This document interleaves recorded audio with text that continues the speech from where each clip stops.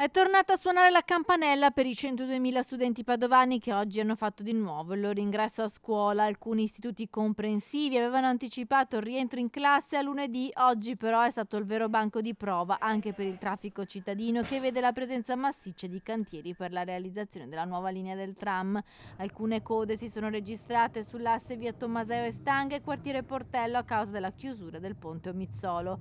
10 le pattuglie della polizia locale impegnate nel controllo e la gestione del traffico nei punti più critici. Il rientro a scuola però è stato caratterizzato dalle proteste della rete studenti medi, che in molti istituti superiori hanno appeso degli striscioni rossi contro il governo. Non è un caso che la frase che sia scritta sopra i nostri striscioni, che in questo caso sono di colore rosso per riprendere anche il nostro simbolo dei fazzoletti, sia per la scuola contro il governo liberiamo il paese, perché è un governo che non finanzia abbastanza l'istruzione, che non ha a cuore il diritto allo studio dei suoi giovani, che anzi quando scendiamo in piazza per manifestare ci manganella, che non riconosce il genocidio in Palestina e non prende posizione sul tema, e noi siamo stanchi di avere un governo di questo tipo, che anzi legittima la violenza e sta diventando sempre più autoritario. Simbolo della protesta anche dei fazzoletti rossi che gli studenti hanno indossato per denunciare l'inaccettabile deriva autoritaria che ha preso il governo dal suo insediamento 2 anni fa e per chiedere una riforma della scuola. I problemi della scuola sono principalmente legati al sottofinanziamento.